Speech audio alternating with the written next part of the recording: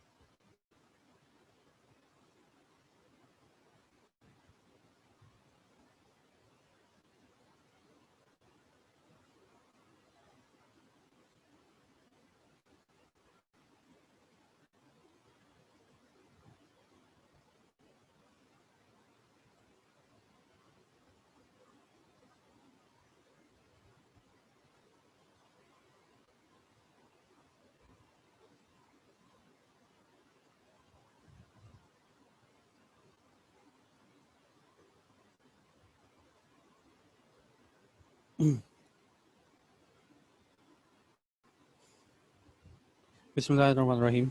Types of companies, आज हम इसको कंप्लीट करेंगे। ये आज का हमारा टॉपिक है। यकीनन इसकी कंप्लीशन के बाद मैं आपका जो हमारे क्वेश्चन आंसर्स हैं उनको लूँगा। उसके ऊपर हमारी डिबेट होगी। अभी जो है हैंड जो है वो डाउन कर लें, हैंड रेज में करवाऊँगा। लेकिन ये जो है ना 45 मिनट, एट लीस्ट 45 मिनट आप मुझे गौर से सुनेंगे, ताकि ये टॉपिक जो है हमारा कंप्लीट हो। और उसके बाद जो है मैं आपको एक नई फेज़ में लेके जाना चाहता हूँ। ठीक है? तो अभी जो आप ना मैसेज करेंगे, मैसेज टाइप करके रख लें अपने पास। जो रेलेवेंट फिर क्वेश्चन होंगे उनके ऊपर डिबेट होगी। फिर मैं आप लोगों से रिक्वेस्ट करूंगा कि एक कोई बंदा आप में से ना ग्रुप बना ले, एक सोशल ग्रुप बना ले इस क्लास के लिए।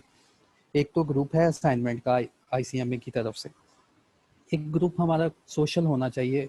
बिल्कुल इस लेक्चर के बाद या आपको फील हो कि कोई आपको प्रॉब्लम फेस हो रही है, कोई कंसेप्ट जो है आप मिस कैरी कर रहे हैं, उसको उसकी क्लैरिटी मज़ीद चाहिए आपको, तो आप वो ग्रुप में टाइप करें। उसमें ग्रुप में मुझे भी रखें। तो उसमें जो है मज़ीद जो है उसमें आपकी हेल्प आउट कर सकता हूँ उस ग्रुप में। तो मैं रिक्वेस्ट करूँगा एक सोशल ग्रुप आप क्रिएट कर लें। ठीक है? तो चलिए स्टार्ट करते हैं हम। Types of companies. और मैं आपसे ये भी रिक्वेस्ट करूंगा, 4:10 पे क्लास स्टार्ट हो जाती है, तो आप सब लोग 4:10 पे आ जाया करें, ताकि जल्दी से हम अपने काम की तरफ चलें। बिस्मिल्लाहिर्रहमानिर्रहीम। टाइप्स ऑफ कंपनी, ये मैंने आपको पढ़ाया था कि कंपनीज एक्ट 2017 में कितनी किस्म की टाइप्स ऑफ कंपनी, कितनी किस्म की कंपनी हमें देखने को मिलती है। फिर मैंने आपको बताया था कि कुछ बेसिस हैं जिसकी बुनियाद पर on these basis we can categorise our companies, कि कंपनीज को ना हम इन क्लासेस में तकसीम कर सकते हैं। अगर रजिस्ट्रेशन देखनी हो ना, on the basis of registration, तो कंपनी जो है 4 किस्म की हैं। मैंने एक्सप्लेन कर दिया था, पढ़ा भी दिया था कि on the basis of registration, royal chartered company ऐसी कंपनी जो कि किंग और क्वीन पुराने ज़माने में एक चार्टर्ड पास करके बनाया करते थे, ठीक है, फॉर सम स्पेसिफिक पर्पस।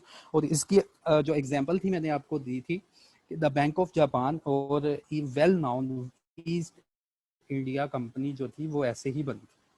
इसके बाद मैंने आपको फिर बताया था स्टैट्यूटरी कंपनी क्या कौन सी होती है। सर, ऐसी कंपनी जिसके लिए एक स्पेशल एक्ट पास हो जाता है पार्लियामेंट से, और वो कंपनी इस स्पेशल एक्ट या ऑर्डिनेंस के जरिए वजूद में आती है, तो ऐसी तमाम कंपनीज को हम स्टैट्यूटरी कंपनीज बोलते हैं। सर, इसकी एग्जांपल क्या बताई थी आपने? तो मैंने इसकी एग्जांपल बताई थी हमारा SECP, हमारा FBR, हमारे जितने भी जो पब्लिक सेक्टर में कंपनीज हैं, ऑलमोस्ट उनकी जो जनरेशन है, जैसे हमारा ICMAP, तो सबकी जनरेशन एक स्पेशल एक्ट या ऑर्डिनेंस के थ्रू है, ये वहाँ से जनरेट हुए हैं, तो इनको हम बोल देते हैं statutory companies. Sir, registered companies कौन सी? ऐसी हर वो कंपनी जो अपनी रजिस्ट्रेशन कंपनी लॉ के मुताबिक करवाती है। कंपनी लॉ का मतलब क्या है? सर, कंपनी लॉ का मतलब है कंपनीज एक्ट 2017 का, कंपनीज एक्ट 2013 का, कंपनी ऑर्डिनेंस 2013, कंपनी ऑर्डिनेंस 1984 का, और इससे पुराने जो भी पाकिस्तान में कंपनीज लॉ इम्प्लीमेंट रहे हैं उसके मुताबिक अगर उसकी रजिस्ट्रेशन है तो वो रजिस्टर्ड कंपनी है। फॉरेन कंपनी ऐसी कंपनी जिसकी कोई भी रजिस्ट्रेशन पाकिस्तान में मौजूद नहीं होती, वो बाहर कहीं रजिस्टर होती है लेकिन पाकिस्तान में काम करने आई है, तो ऐसी कंपनी को हम बोलते हैं सर फॉरेन कंपनी। फिर मैंने आपको बताया था कॉर्पोरेट बॉडी क्या है। इन सबको कॉर्पोरेट बॉडीज बोला जाता है, और इनके रिलेटेड लॉ को बोलते हैं कॉर्पोरेट लॉ, ठीक है। ये मैंने अंडरस्टैंडिंग आपको दी थी। कॉर्पोरेट लॉ में सारे लॉज आ जाते हैं ऑन द बेसिस ऑफ। फिर ये मैंने आपको करवा दिया था, ये कंपनी एक्ट की में से लेके डेफिनेशन, ये कंपनी एक्ट के सेक्शन नंबर 2 में सारी डेफिनेशन मौजूद हैं। कंपनी एक्ट का सेक्शन नंबर 2, उसमें सारी की सारी डेफिनेशंस मौजूद हैं। देन मैंने आपको पढ़ाया था, हाँ जी, जो कंपनी जिसका एक स्पेशल एक्ट या ऑर्डिनेंस मौजूद है, जैसे पेपरा की मैंने एग्जांपल दी थी कि उसके पीछे एक एक्ट मौजूद है। उस एक्ट ने कहा था एक ऐसी कंपनी होनी चाहिए जो कि पब्लिक प्रोक्योरमेंट को, जो गवर्नमेंट परचेजिंग कर रही है ना, इसको देखे, इसको इसको जो है इसको कंट्रोल करे। आप नैब ओपन कर लें तो नैब की वेबसाइट पे लिखा होगा अबाउट अस में चले जाए, वो बताएगा आपको कि नैब कैसे जनरेट हुआ, ठीक है। इसकी रजिस्ट्रेशन SCCP में नहीं है। तो हर वो गवर्नमेंट की कंपनी जो कि एक स्पेशल एक्ट से पास हो जाए तो वो होती है स्टैट्यूटरी कंपनी। बॉडी कॉरपोरेशन में सारी कॉरपोरेशन आ जाती हैं, किसी की भी आप एग्जांपल दे दो, इन सबको बॉडी कॉरपोरेट बोलते हैं बच्चों, ये सबको बॉडी कॉरपोरेट कह सकते हो। इसके बाद मैंने on the basis of members liability, member की लाइबिलिटी के ऊपर अगर कंपनी को डिवाइड किया जाए, कंपनी की जो लाइबिलिटी है आउटसाइड द वर्ल्ड, मैंने रिक्वेस्ट की थी अभी कोई हैंड रेज ना करे, एटलीस्ट 45 मिनट मुझे सुने, उसके बाद लाजमी जो है मैं आपके क्वेश्चन की तरफ आऊँगा। सिर्फ और सिर्फ मुझे सुन लें एक बार। अच्छा, members liability, on the basis of members liability अगर कंपनी को डिवाइड किया जाए, कंपनी की, फिर मैंने यहाँ पे कहा था आप लोगों को कि कंपनी की liability through out the world sorry unlimited होती है। कंपनी की लाइबिलिटी को हम लिमिट नहीं कर सकते। हाँ, मेंबर्स की लाइबिलिटी जो होती है, जो मेंबर्स की लाइबिलिटी है, उस बेस पे हम कंपनी को डिवाइड कर सकते हैं on the basis of limited by shares, on the basis of limited by guarantee, on the basis of unlimited guarantee। तो इसको अनलिमिटेड कंपनी बोलते हैं।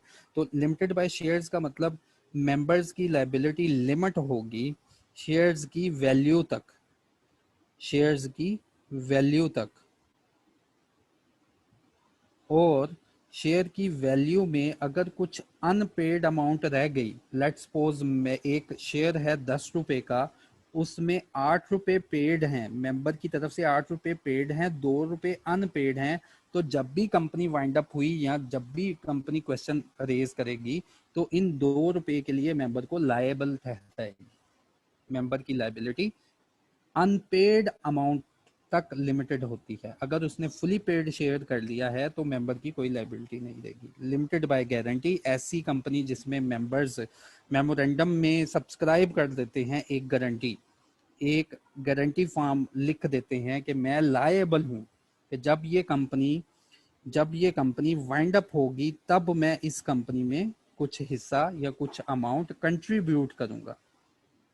तो ऐसी कंपनी को हम बोलते थे कंपनी लिमिटेड बाय गारंटी। और अनलिमिटेड कंपनी ऐसी कंपनी जिसमें मेंबर्स की भी लायबिलिटी अनलिमिटेड होती है।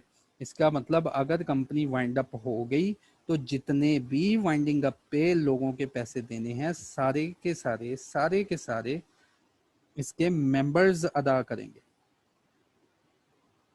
ठीक है, on the basis of liability मैंने ये पढ़ा दिया था। उसके बाद कंपनी एक्ट में जो डेफिनेशंस आती हैं, on the basis of limited by shares, limited by guarantee और अनलिमिटेड कंपनी, ये मैंने पढ़ा दी थी। इसके बाद मैंने आपको करवाया था कि ट्रांसफरेबिलिटी ऑफ शेयर्स, ये मैंने आज करवाना है। इसको ज़रा गौर से सुने। ट्रांसफरेबिलिटी ऑफ शेयर्स, अगर शेयर ट्रांसफ़र होते हैं तो उसकी बुनियाद पर हम कंपनीज को कैसे डिवाइड करते हैं। देखें, प्राइवेट कंपनी और पब्लिक कंपनी, दो डॉक्यूमेंट होते हैं नेसेसरी किसी भी कंपनी को बनाने के लिए। अपने पास लिखें memorandum of association,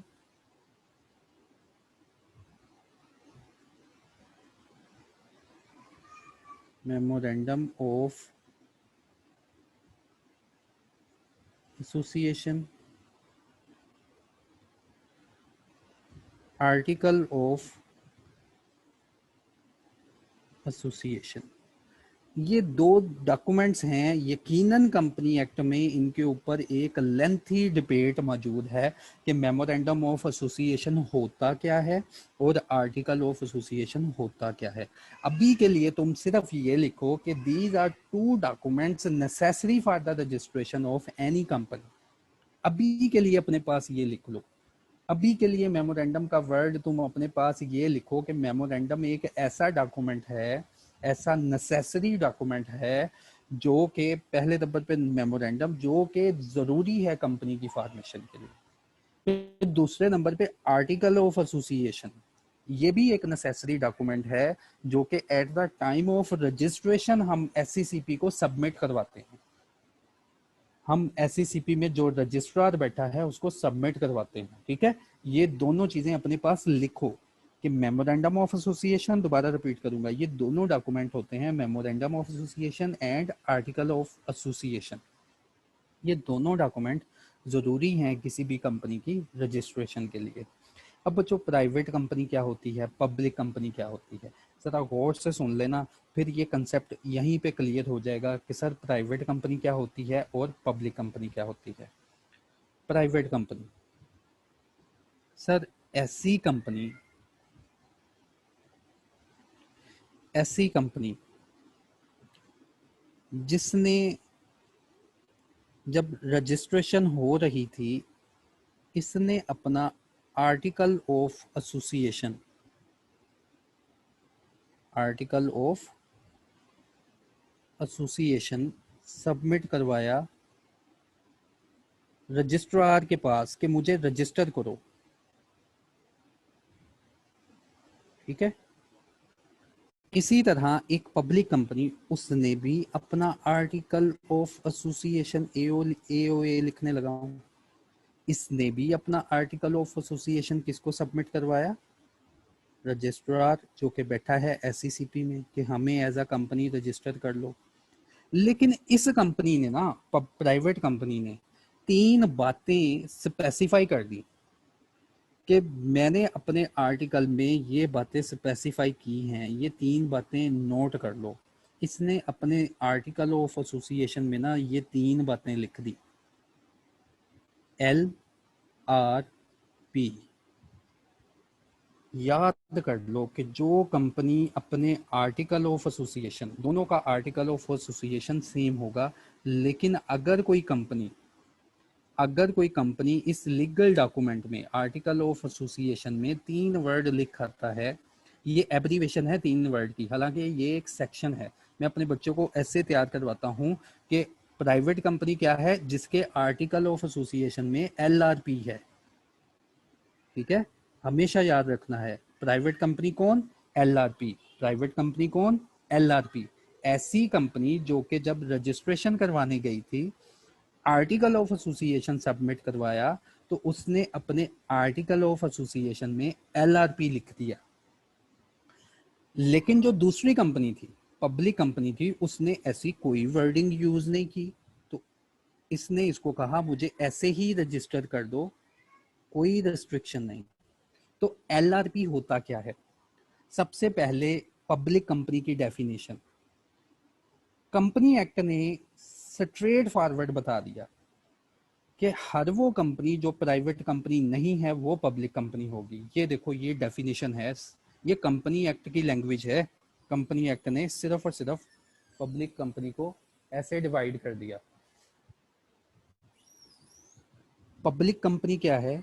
means a company which is not a private company. ठीक है, बिल्कुल स्ट्रेट फॉरवर्ड डेफिनेशन, हर दिल अजीज डेफिनेशन। और जब मैं तो स्टूडेंट होता था तो मेरी ये फेवरेट डेफिनेशन थी कि यार पब्लिक कंपनी की डेफिनेशन क्या है? पब्लिक कंपनी जो प्राइवेट कंपनी नहीं होगी। ठीक है, ये कंपनी एक्ट की लैंग्वेज है। अच्छा, फिर प्राइवेट कंपनी क्या है? प्राइवेट कंपनी को डिटेल में डिफाइन किया गया कि ऐसी कंपनी जो कि अपने आर्टिकल ऑफ एसोसिएशन में वर्डिंग यूज करेगी LRP। LRP को अब मैं एक्सप्लेन करूंगा। आर्टिकल ऑफ एसोसिएशन में लिख देगी कि हमारे मेंबर्स के ऊपर लिमिट है, मेंबर्स जो हैं वो लिमिटेड होंगे, मेंबर की तादाद लिमिट में होगी और हमारी तादाद कभी भी 50 मेंबर से ऊपर नहीं जाएगी। उसके बाद रिस्ट्रिक्शन है, और फॉर रिस्ट्रिक्शन है, हम कभी भी अपने शेयर ट्रांसफर नहीं करेंगे। Restriction to transfer of shares. ठीक है, L for limit, R for restriction, P for prohibition. Prohibit कि हम कभी भी अवाम से पैसा नहीं लेंगे। Prohibit to subscribe for its shares, debentures, यानी कि अवाम से कभी भी, पब्लिक से कभी भी हम फंडिंग रेज नहीं करेंगे। तो ऐसी कंपनी जो है प्राइवेट कंपनी बन जाती है। ठीक है, पब्लिक कंपनी क्या, जो प्राइवेट कंपनी नहीं होगी वो पब्लिक कंपनी होगी। हाँ, प्राइवेट कंपनी क्या, ऐसी कंपनी जो अपना आर्टिकल ऑफ एसोसिएशन सबमिट करवाए और उसमें LRP लिखा है। LRP एक सेक्शन है, सेक्शन नंबर 2। सेक्शन नंबर 2 में पब्लिक प्राइवेट कंपनी की डेफिनेशन एक्सप्लेन की गई है। तो कंपनी एक्ट ने कहा कि जो भी कंपनी जब वो रजिस्ट्रेशन में होगी अपने आर्टिकल ऑफ एसोसिएशन में अगर LRP लिखा है, ये सेक्शन पूरा उठा के लिखा है आर्टिकल ऑफ एसोसिएशन में, उसकी एब्रीविएशन मैंने बनाई, LP लिखा है, तो ऐसी हर कंपनी को हम बोलते हैं प्राइवेट कंपनी। ठीक है, अब इसकी जो वर्डिंग है कंपनी एक्ट में, उसको देखते हैं कि कंपनी एक्ट में इसकी वर्ड, डिबेंचर्स, ये भी अभी फिलहाल आप याद करें, शेयर्स एंड डिबेंचर, शेयर और डिबेंचर जो हैं, डिबेंचर भी एक मेथड है फंड रेजिंग के लिए, ठीक है, एक फंड रेजिंग के लिए एक मेथड है। अभी मैं इनको एक्सप्लेन नहीं करूंगा, अभी सिर्फ और सिर्फ आप टाइप्स ऑफ कंपनी जो है इनको फॉलो करें। अगर मैंने इनको एक्सप्लेन करने की कोशिश कर दी तो मैं कंपनी एक्ट के किसी और सेक्शन में चला जाऊंगा, ठीक है बच्चों। अभी फिलहाल ये देखो, पब्लिक कंपनी और उसके बाद private company means a company which bye it's article restrict the right to transfer the share, limit the number of its member to 50, including person not including the person who are in employment of the company, ठीक है, इनके employees के ऊपर restriction नहीं है, लेकिन जो company के ओनर्स हैं, जो शेयर होल्डर्स हैं, उनके ऊपर रिस्ट्रिक्शन है, वो कभी भी 50 से ज़्यादा नहीं होंगे। नहीं, ये बाद में बताऊंगा कि कंपनी को सारी LRP के ऊपर अप्लाई करना होता है, क्योंकि ये उसने लीगल डॉक्यूमेंट में लिख दिया। अच्छा, prohibit any invitation to the public, public को कभी भी ये इनवाइट नहीं करेंगे कि उनके शेयर सब्सक्राइब कर लें, डिबेंचर सब्सक्राइब कर लें या redeemable capital of the company. अच्छा, अब ये दो कंपनी मैंने पढ़ा दी, पब्लिक कंपनी और प्राइवेट कंपनी। सर ये लिस्टेड का क्या चक्कर है, लिस्टेड कंपनी क्या है? हर पब्लिक कंपनी सिर्फ और सिर्फ पब्लिक कंपनी की बात होगी। हर पब्लिक कंपनी जो स्टॉक एक्सचेंज में चली जाए फंड रेजिंग के लिए, स्टॉक एक्सचेंज के हम अपना पैसा इकट्ठा करेंगे, शेयर्स जो हैं स्टॉक एक्सचेंज के थ्रू बेच के स्टॉक एक्सचेंज में चली जाए, तो इस कंपनी को बोलते हैं लिस्टेड कंपनी। याद रखें, लिस्टेड कंपनी के लिए शर्त है कि पहले वो पब्लिक कंपनी हो। हर पब्लिक कंपनी जो स्टॉक एक्सचेंज के पास जाएगी वो लिस्टेड है, ठीक है, स्टॉक एक्सचेंज की लिस्टिंग में हो, वो लिस्टेड है। और इसकी जो शेयर्स होंगे, इस कंपनी के जो शेयर्स होंगे या डिबेंचर्स होंगे या रिडीमेबल कैपिटल होगा, उसको हम बोलेंगे लिस्टेड सिक्योरिटीज, ठीक है। ये दो वर्ड अपने पास लिख लें, लिस्टेड सिक्योरिटी और लिस्टेड कंपनी। अनलिस्टेड कंपनी में फिर कौन सी कंपनीज आ गई? इसके अलावा जो भी कंपनी है अनलिस्टेड है, जिसमें प्राइवेट आ जाएगी, पब्लिक आ जाएगी, ठीक है। सिंगल मेंबर कंपनी है, single member company, SC private company जो कि बनी हो SMC rules, single member company rules 2003 के मुताबिक, तो ऐसी कंपनी को हम बोलते हैं सिंगल मेंबर कंपनी। इसकी ब्यूटी ये है कि इसमें सिर्फ और सिर्फ एक मेंबर होता है और ये प्राइवेट होती है। जब हम एसएमसी रूल पढ़ेंगे तो ये भी क्लियर हो जाएगा कि इसके ऑपरेशंस क्या हैं और ये कैसे बनती है, ठीक है। ये है on the basis of transferability of shares, ठीक है। इसके बाद जो लास्ट टाइप मेरे पास बचती है वो है on the basis of control. Control की बेसिस पे हम कंपनीज को डिवाइड कर सकते हैं। कंट्रोल क्या है? अब जरा एक डायग्राम देखें, ये एक कंपनी है, ये है कंपनी ए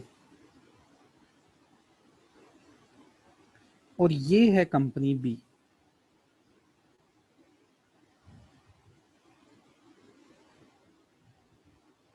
जरा गौर से सुनना है मेरी बात को। कंपनी ए ने कंपनी बी के ऊपर कंट्रोल अक्वायर कर लिया। वर्ड क्या मैंने यूज किए सर? वर्ड आपने यूज किए हैं कंट्रोल।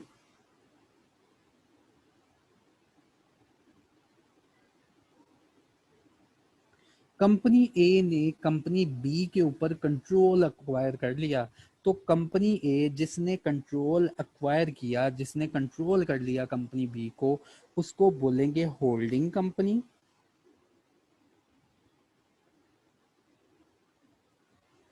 और जिसके ऊपर कंट्रोल आ जाए उसको हम बोलते हैं सब्सिडरी कंपनी।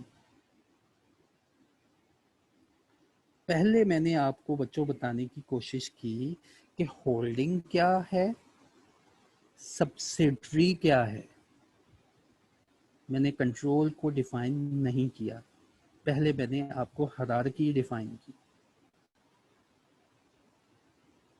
ऐसी कंपनी जो कि किसी दूसरी कंपनी के ऊपर कंट्रोल एक्वायर कर ले, जो कंपनी कंट्रोल एक्वायर करती है इसको हम बोलेंगे होल्डिंग कंपनी, और जिस कंपनी के ऊपर कंट्रोल आ जाए उस कंपनी को बोलते हैं सब्सिडरी। अब सर वर्ड कंट्रोल जो है ये परेशान कर रहा है, बताएं तो सही कंट्रोल है क्या? So by the word control mean the control has been also defined in section 2 of Companies Act. Control का मतलब क्या है?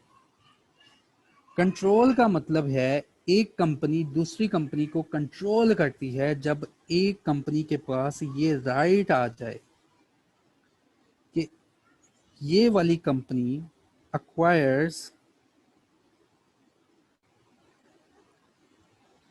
more than 50% shares of the company। पहली बात कि ये कंट्रोल वर्ड सर कैसे, कंट्रोल का मतलब क्या है? तो कंट्रोल का वर्ड जो है उसका पहला मतलब ये है कि कंपनी ए ने कंपनी बी के या तो 50% से अबव के शेयर्स परचेज कर लिए हैं, और अगर इसने 50% के शेयर्स परचेज कर लिए, 50 या 50% से अबव, सॉरी 50% से अबव के शेयर्स परचेज कर लिए, तो ही हैज राइट, इसके पास एक राइट चला जाता है, एक अथॉरिटी चली जाती है। He has authority to appoint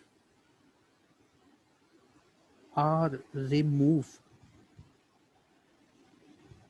majority of the directors। ठीक है, तो हम कहते हैं कंट्रोल आ गया। कंट्रोल को कंसाइज करके मैंने समझा दिया कि कंट्रोल होता क्या है। कंपनी ए ने कंपनी बी के ऊपर कंट्रोल एक्वायर कर लिया, तो कंट्रोल का मतलब क्या है? जिस कंपनी ने कंट्रोल किया उसको हम बोलेंगे होल्डिंग कंपनी, जिस कंपनी के ऊपर कंट्रोल आ गया इसको हम बोलेंगे सब्सिडरी कंपनी।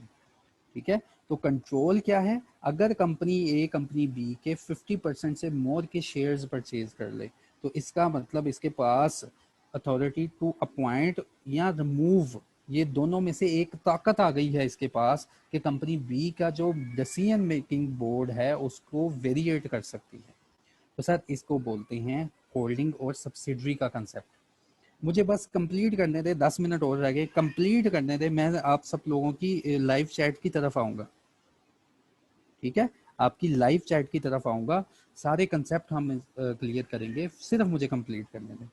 अच्छा, अब सर एक और कंसेप्ट है जो कंपनी एक्ट में यूज़ किया गया कि ये जो कंपनी बी है ना, इसने ऐसे ही किसी और कंपनी पे कंट्रोल एक्वायर कर लिया, जैसे कंपनी सी पे, कंपनी सी पे कंपनी बी ने कंट्रोल एक्वायर कर लिया, और कंट्रोल का वर्ड मैंने एक्सप्लेन कर दिया है यहाँ कि कंट्रोल कहते किसे हैं।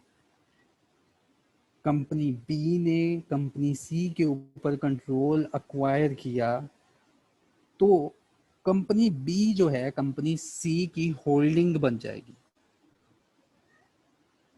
इसको मिंगल नहीं करना, ज़रा मैं एक बात बताना चाहता हूँ। कंपनी बी होल्डिंग होगी कंपनी सी की, और कंपनी सी जो है सब्सिडरी बन जाएगी कंपनी बी की।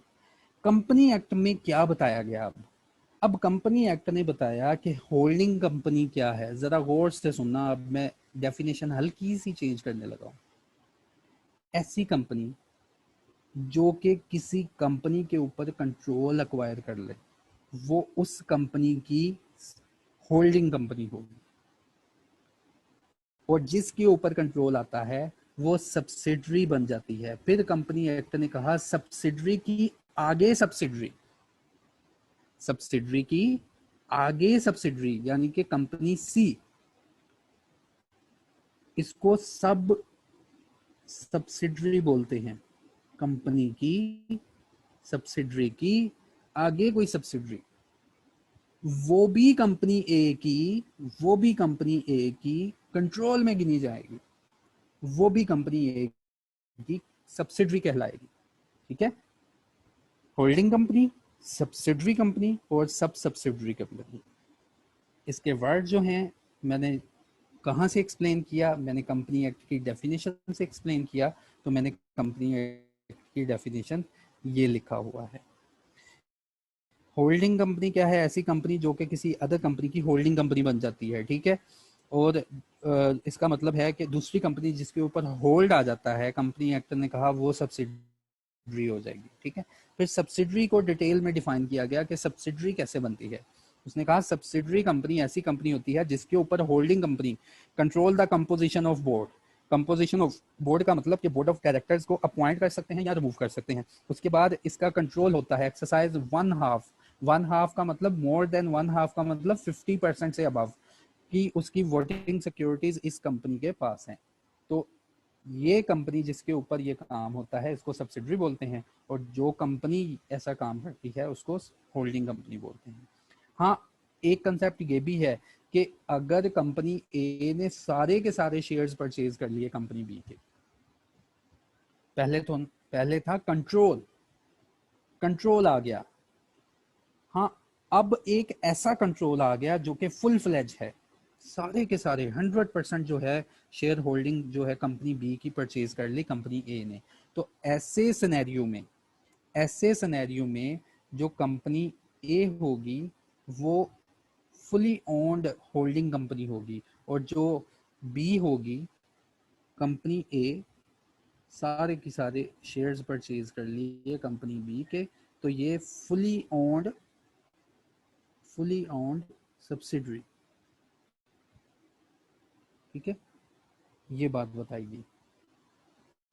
अच्छा जी, इसके बाद एसोसिएट कंपनी क्या है, मैं यहाँ पे लिखना भूल गया, एक और कंसेप्ट यूज कर लें, एसोसिएट कंपनी। आप लोग अपने पास लिखें सर ये एसोसिएट कंपनी क्या है। सिर्फ 5 मिनट, कंसेप्ट कंप्लीट हो गया, अभी मैं आपकी बातों की तरफ आऊंगा। एसोसिएट कंपनी, एसोसिएट कंपनी का क्या मतलब है? सर अगर दो कंपनीज हैं ना, सुनना है जरा मेरी बात को, एसोसिएट अभी क्लियर हो जाएगा। एसोसिएटेड कंपनी क्या होती है?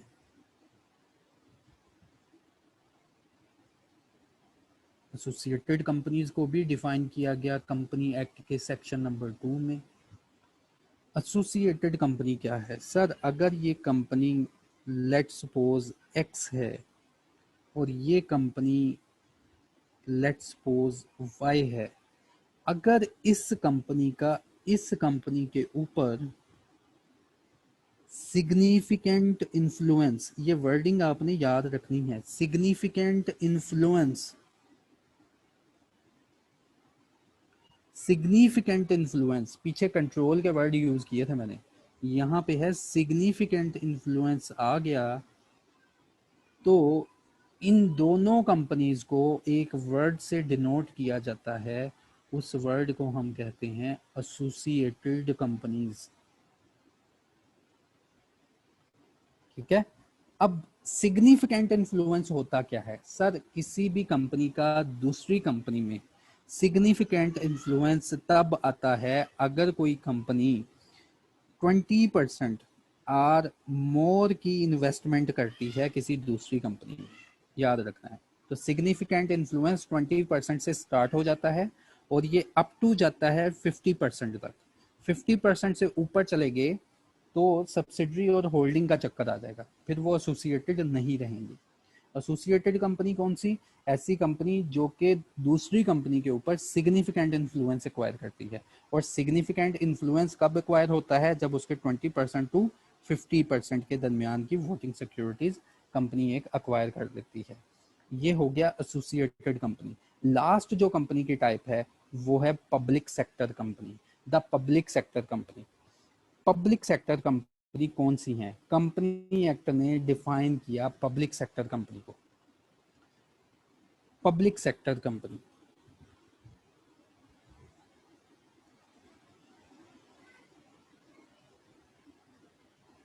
कंपनी एक्ट ने कहा कोई भी कंपनी चाहे वो पब्लिक हो चाहे वो प्राइवेट हो, उसकी रजिस्ट्रेशन ना देखो, कुछ भी कंपनी हो, पब्लिक सेक्टर कंपनी का मतलब क्या है, चाहे वो पब्लिक हो चाहे वो प्राइवेट कंपनी हो, कोई भी कंपनी हो सकती है। पब्लिक सेक्टर कंपनी का मतलब कोई भी कंपनी, ये कंपनीज एक्ट की वर्डिंग है, इधर पब्लिक और प्राइवेट।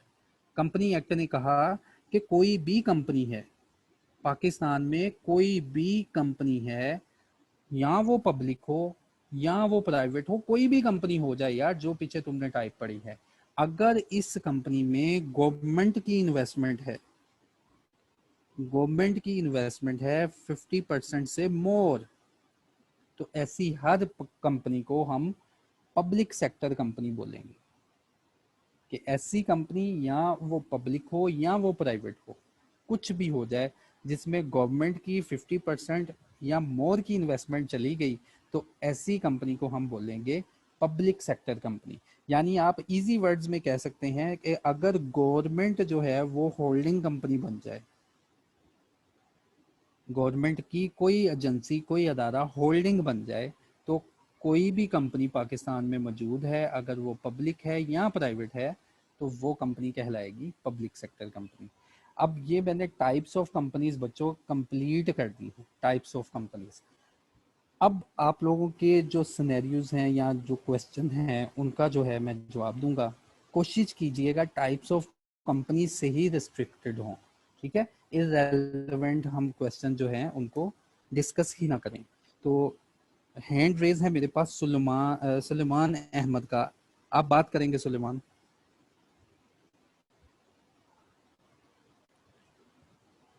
अस्सलाम वालेकुम सुलेमान, आप बात करेंगे, माइक आपका ओपन कर दिया गया है। अस्सलाम वालेकुम सर। वालेकुम अस्सलाम। सर काइंडली ये एसोसिएटेड ऑफ कंपनी रिपीट करते हैं। अच्छा, मैं आपका क्वेश्चन इधर लिख लेता हूँ। अजान हो रही थी इस वजह से। एसोसिएटेड कंपनी मैंने रिपीट करना है, ठीक है, मैंने लिख लिया। जी ठीक है सलेमान, मैं इसको मैंने नोट कर लिया है, मैं एक्सप्लेन कर दूंगा। फरहान इकबाल। जी अस्सलाम वालेकुम सर। हेलो। वालेकुम अस्सलाम। जी सर, मैंने ये पूछना था कि जी अगर जी आपकी आवाज़ आ रही। अगर कंट्रोल 50% से नीचे भी आ जाए, जैसा कि 47% है या 40% है और इतनी मेजोरिटी और किसी के पास नहीं है, तो फिर भी उसे एसोसिएटेड कहेंगे या होल्डिंग बन जाएगी? एसोसिएटेड के वर्ड मैंने इसका क्राइटेरिया लिखा था 20 to 50 की रेंज में। देखो जी कंट्रोल जी। तभी आएगा ना जब आप अपनी बात मनवा सकोगे, आपके पास वोटिंग पावर इतनी आ गई है कि जो बात आप करेंगे वो ही मानी जाएगी। तो कंट्रोल का सर मतलब है प्रैक्टिकली कि प्रैक्टिकली आपका ये होता है ना कि डिस्ट्रीब्यूटेड शेयर्स होते हैं, तो मेजोरिटी जो है वो 35-40 से भी अटेन हो जाती है, क्योंकि बाकी तो वो पूरे मुल्क में फैले होते हैं, लोग इकट्ठे नहीं हो पाते। तो नॉर्मली जो होल्डिंग। देखें जी देखिए फरहान फरहान होल्डिंग का कंसेप्ट वो बाद की बात है कि कोई इकट्ठा हो पाया या नहीं हो पाया, मीटिंग हुई, देखो मीटिंग हुई, कोई इकट्ठा हो पाया या नहीं हो पाया, ये बात की बात है। फिलहाल हमने देखना है कि एक कंपनी दूसरी कंपनी के ऊपर अपनी मर्जी जो है वो इम्प्लीमेंट कर सकती है। वो कब कर सकती है? अगर उसके पास 51% की होल्डिंग होगी। तो जो कंपनी एक डिसीजन लेना चाहेगी वही दूसरी कंपनी से डिसीजन दिलवा देगी। वो बाद जी की बात है फरहान सर। कि कोई कमेटी, ठीक है। अच्छा रिजवान अली, कुछ तो इस डिस्कशन के बाद ना बिल्कुल आपने कनेक्टेड रहना है। इंशाल्लाह हमने एक बिल्कुल बेसिक जो है ना हमारी अंडरस्टैंडिंग क्लियर करनी है, इसके बाद हम सब लोग वन पेज पे आ जाएंगे। जी रिजवान अली। वालेकुम अस्सलाम। अच्छा सर, मैंने पूछना था ये जो पब्लिक और प्राइवेट में होता है, ये प्राइवेट। जी जी पब्लिक और प्राइवेट में होता है। जी रिजवान जल्दी बोले, मैंने कहा जल्दी सर बोले 10। ये जो कंसेप्ट है ये पब्लिक के लिए है या प्राइवेट के लिए है? कौन सा कंसेप्ट? रिजवान अली। होल्डिंग और सब्सिडरी का था। होल्डिंग सब्सिडरी हर किस्म की कंपनी के लिए हो सकता है, ठीक है। ये लेकिन सर प्राइवेट तो रिजवान इशू आपका, कर ही नहीं सकते शेयर। ऐसा हो सकता है कि जब प्राइवेट कंपनी जब इनकॉर्पोरेट हुई हो, उसकी इनकॉर्पोरेशन में पब्लिक कंपनी भी इन्वॉल्व हो गई। और एक और सा एक क्वेश्चन था, फुली ओन्ड कंसेप्ट में अमेलगामेशन और मर्जर में फिर क्या डिफरेंस है? यार वो अकाउंटिंग कंसेप्ट है, ठीक है। वो अकाउंटिंग कंसेप्ट है कि इन्होंने अपनी जो बैलेंस शीट जो है या इन्होंने कैसे बिजनेस को रन करना है, लेकिन इन ये ऐसी कंपनीज हैं जिनकी कंपनीज और एक्ट में रजिस्ट्रेशन अलग अलग मौजूद है, ठीक है। अमलगामेशन में ये होगा कि ये दोनों कंपनीज अपनी रजिस्ट्रेशन छोड़ेंगी, दोबारा से एक नई कंपनी की सूरत में अमर्ज हो जाएंगी। जी थैंक यू सर। अच्छा जी, मिसबा।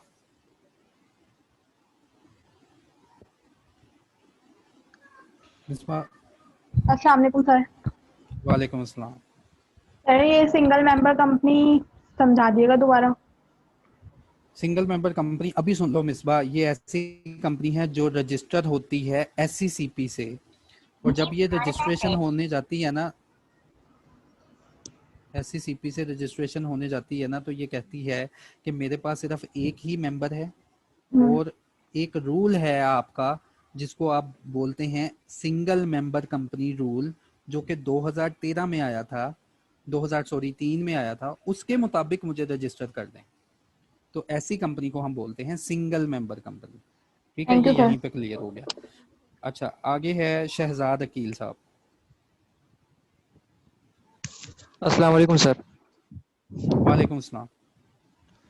सर ये प्राइवेट और पब्लिक कंपनी का थोड़ा सा समझा देंगे, जो आपकी आवाज़ चली गई थी और बिल्कुल समझ नहीं है उसकी। ठीक है, ठीक है, मैं प्राइवेट में और पब्लिक में दोबारा जो है फ़र्क बता दूंगा। मैंने आपका क्वेश्चन लिख लिया। नेक्स्ट। ठीक है sir, thank you.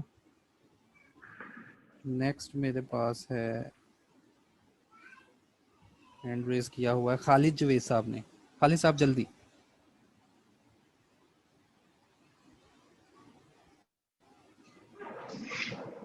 Hello Khalid साहब, खालिद साहब डिस्टॉर्शन काफ़ी आ रही है, जल्दी बात करें। ठीक है, मैं दवा दूंगा हिना निसार को। हिना निसार बात करेंगे। बच्चों जल्दी से इस डिस्कशन को वाइंड अप करें ताकि जल्दी क्वेश्चन पूछें अपने, ताकि दूसरे सर मेंबर मुझे ये इंतजार पूछना करें। था कि बुक्स कौन सी से पढ़ना है, और आप जो मटेरियल पढ़ा रहे हैं या आपसे कुछ कनेक्ट करना हो तो वो कैसे कर सकते हैं? इसका व्हाट्सएप ग्रुप हमने बनाया हुआ है, उसमें डेली आपको फीड मिलती है, डेली फीडबैक मिलता है आपको सर स्लाइड्स एक्चुअली का। आज आपने मेरी सिर्फ और फर्स्ट क्लास है सिर्फ, तो मुझे पता नहीं है ग्रुप का। ठीक है ना, वो ग्रुप में आपको ऐड कर लिया जाएगा, स्लाइड आपको मिल जाएंगी। आपने जो मेरी तरफ से मटेरियल होगा इसी को तैयार करना है। मोहम्मद वजाहत।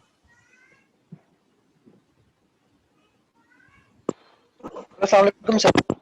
वालेकुम अस्सलाम। सर आपने लिस्टेड कंपनी में एक बात की थी, लिस्टेड सिक्योरिटी, उसका जरा थोड़ा जी बता जी, दीजिए। ठीक है, मैं लिख लेता हूँ वर्ड लिस्टेड सिक्योरिटी, ठीक है, ये मैं बता दूंगा। नेक्स्ट, हमजा जावेद। हमजा जावेद चला गया मेरे ख्याल से, तो उसके बाद बचा है वजाहत। शहजाद अकील साहब हो गए थे, वजाहत हो गया, ठीक है। मैंने सबकी बातों का जवाब दिया। अब मैंने जो बातें रिपीट करनी है टाइप्स में वो मेरे पास आ गई हैं, मैं उनको रिपीट करूंगा बच्चों। तो देखें, सबसे पहले मुझसे क्वेश्चन पूछा गया पब्लिक और प्राइवेट का, एसोसिएट का पूछा गया, लेकिन उसको मैं बाद में लेता हूँ। दो हैंड रेज हुए हैं।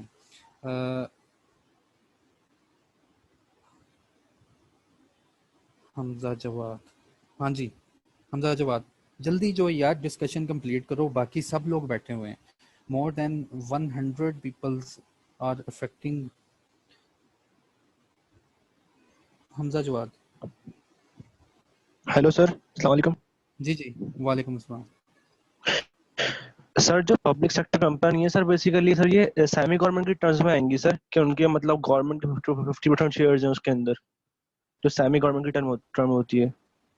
यार कह लो आप उनको कुछ भी कह लो, सेमी गवर्नमेंट कह लो, पार्शली गवर्नमेंट कह लो, लेकिन कंपनी एक्ट उसको कहता है पब्लिक सेक्टर कंपनी। ठीक है, जो कंपनी एक्ट की लैंग्वेज है मैं तो वही बताऊंगा ना आपको। Okay sir, thank you. ठीक है, अनीस गुल जो है ये बात कर। Okay sir, thank you. जी जी, अनीस गुल।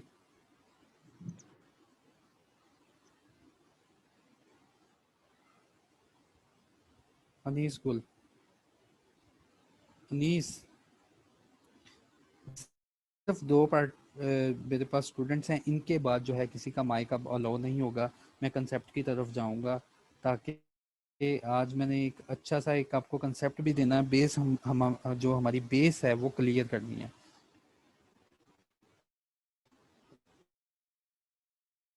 दानियाल,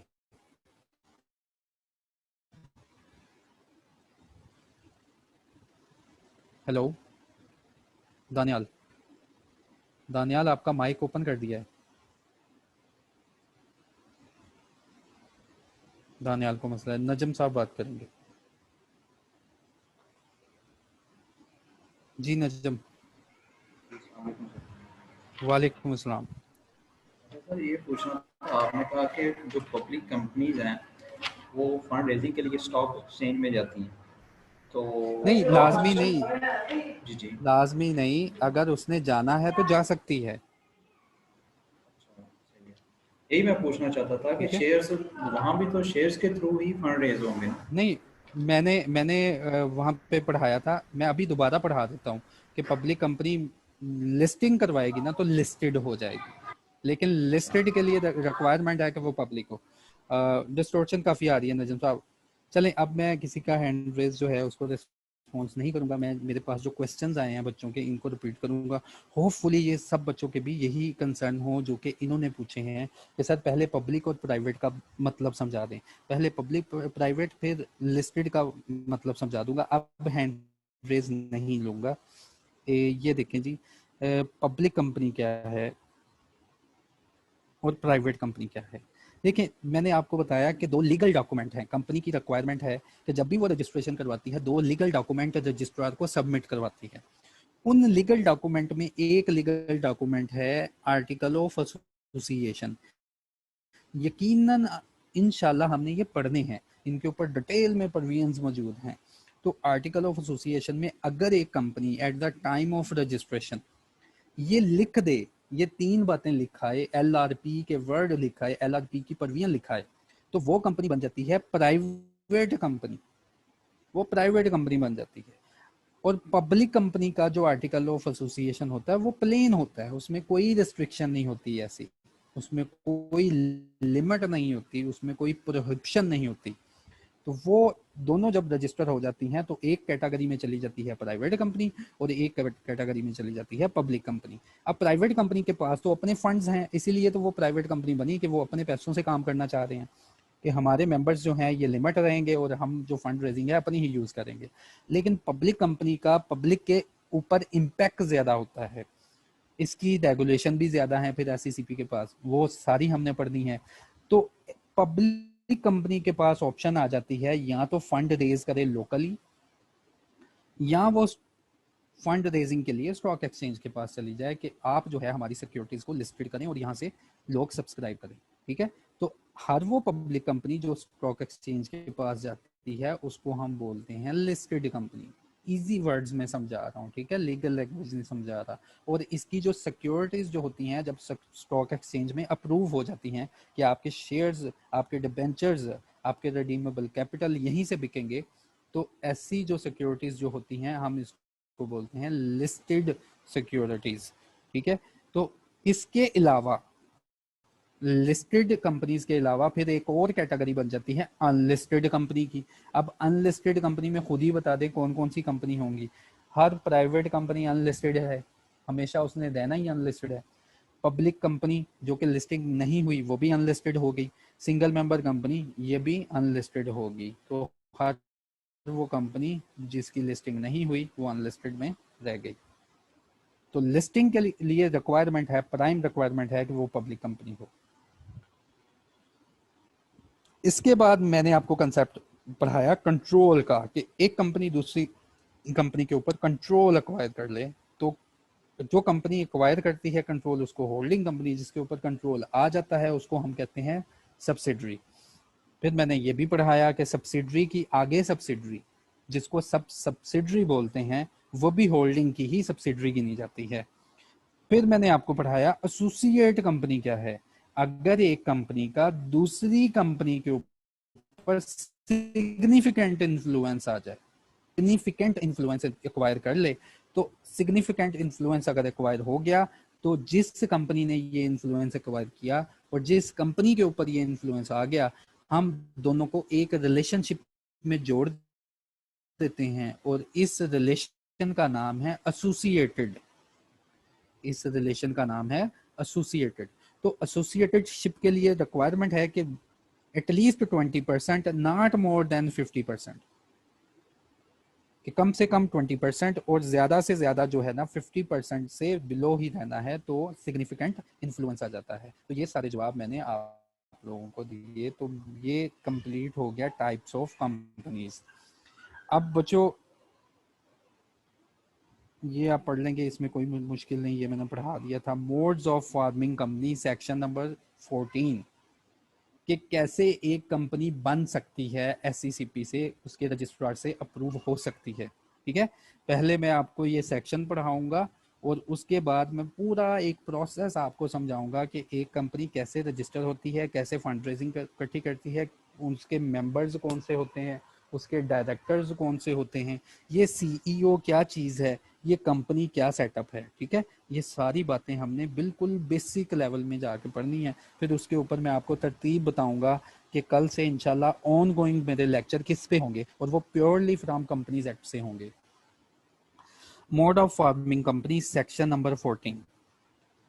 सेक्शन नंबर 14 कहता है, इसकी एक्सप्लेनेशन मैं पहले पढ़ देता हूँ। सेक्शन नंबर 14 की एक्सप्लेनेशन ये है, उसने कहा कि मिनिमम पब्लिक कंपनी बनाने के लिए 3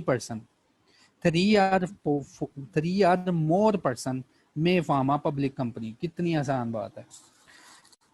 कंपनी एक्ट ने कहा कि अगर किसी ने पब्लिक कंपनी बनानी है तो उसकी रिक्वायरमेंट है कि कम से कम उसके पास 3 मेंबर्स हों। ये पर्सन, लीगल पर्सन की बात की है। ठीक है, पर्सन्स मौजूद हों। उसके बाद अगर 2 या 2 से ज्यादा लोग 2 या 2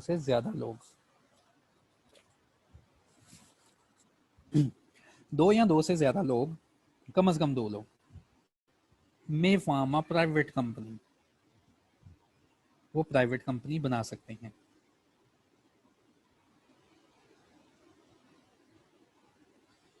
ठीक है, 2 या 2 से ज्यादा लोग प्राइवेट कंपनी बना सकते हैं, और सिर्फ 1 पर्सन जो है सिंगल मेंबर कंपनी बना सकता है। ये इस सेक्शन नंबर 14 की इजी एक्सप्लेनेशन है। अब कंपनी एक्ट में इससे भी मजीद जो है टफ लैंग्वेज यूज हुई है, लेकिन उसको फिर जो है इजी लैंग्वेज में लिखने की कोशिश की कि 3 or more person associated for any lawful purpose. 3 या 3 से ज्यादा पर्सन जो कि आपस में इकट्ठे हों किसी लॉफुल काम के लिए, पर्पस के लिए, may by subscribing their names to the memorandum of association, वो एक memorandum of association को फिल करें और जितनी भी रजिस्ट्रेशन की रिक्वायरमेंट है उनको कंप्लाई करें, तो वो बन जाएगी पब्लिक कंपनी। डन हो गया। 2 or more person so associated, ऐसे ही एसोसिएशन हो उनकी किसी लॉफुल काम के लिए, और मे इन द लाइक मैनर, और इसी तरीके से एक मेमोरेंडम फुलफिल करें, तो वो बन जाएगी प्राइवेट कंपनी। 1 पर्सन में फार्मा सिंगल मेंबर कंपनी। ठीक है, ये सेक्शन नंबर 14 ने बता दिया। अब सेक्शन नंबर 15 ने बताया कि सेक्शन नंबर 14 ने गाइड किया है कि पब्लिक कंपनी के लिए मिनिमम जो रिक्वायरमेंट है 3 पर्सन्स की है, 3 मेंबर्स की है, और प्राइवेट के लिए 2 मेंबर्स की है। अब अगर तादाद इनसे कम हो जाए तो क्या करना है, वो गाइडलाइन प्रोवाइड की सेक्शन नंबर 15 ने।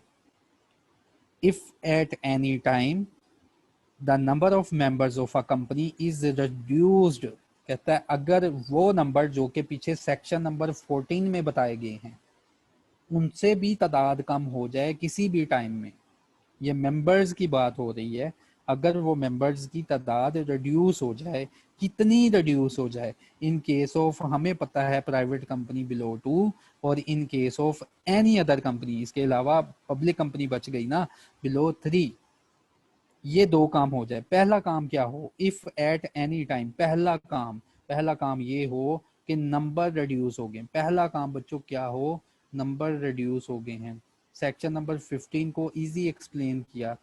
सेक्शन नंबर 15 ने क्या बताया कि पहला काम तो ये देखो कि नंबर रिड्यूस हो गए हैं। If at any time the numbers of members of company is reduced, कि मेंबर्स के नंबर रिड्यूस हो गए हैं।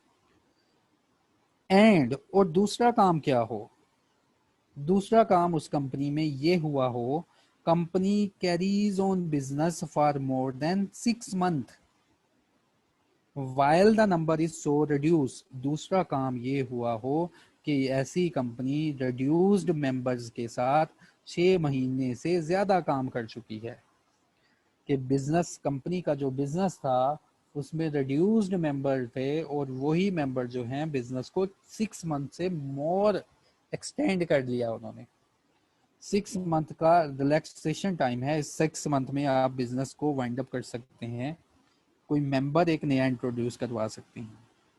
while the number is so reduced, then फिर क्या होगा, ठीक है, दो काम हो जाएं, नंबर कम हो जाएं और कंपनी बिजनेस करे 6 महीने से ज्यादा, नंबर कम हो जाएं और कंपनी बिजनेस करे 6 महीने से ज्यादा, देन फिर क्या होगा, every person who is the member of the company during that time it so carries on business after those 6 month, उसके ऊपर ये दो liabilities आ जाएंगी,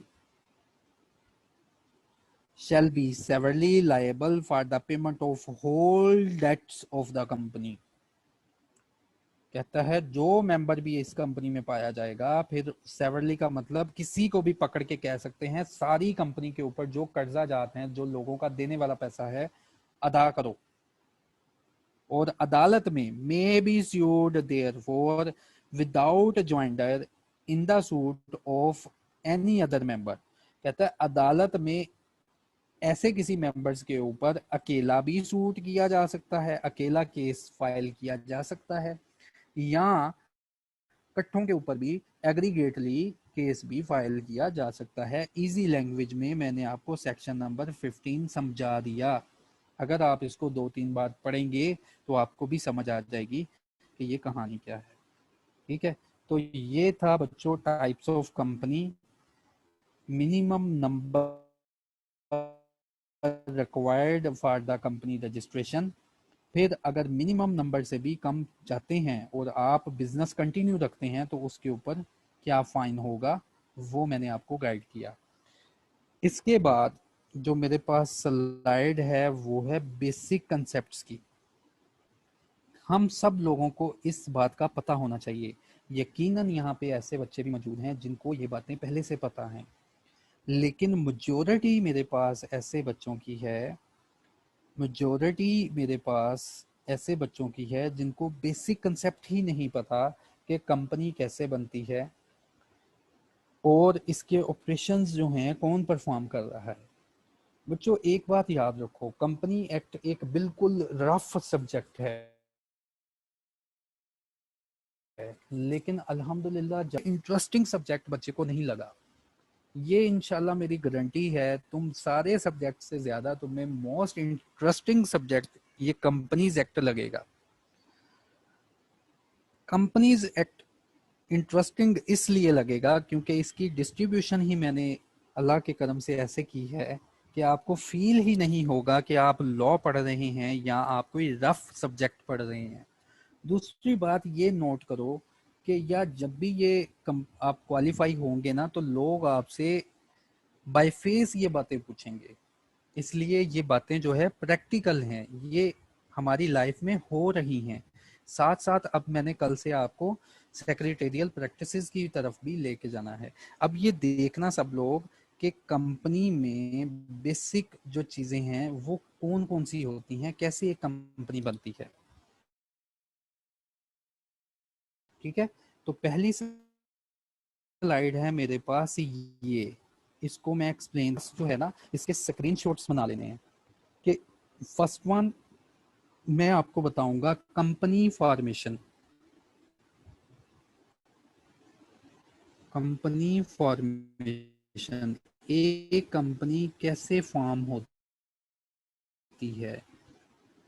जितनी बातें मैं करूंगा ना सारी की सारी कंपनीज एक्ट में मौजूद हैं और इन सारी बातों के ऊपर डिटेल में सेक्शन मौजूद हैं।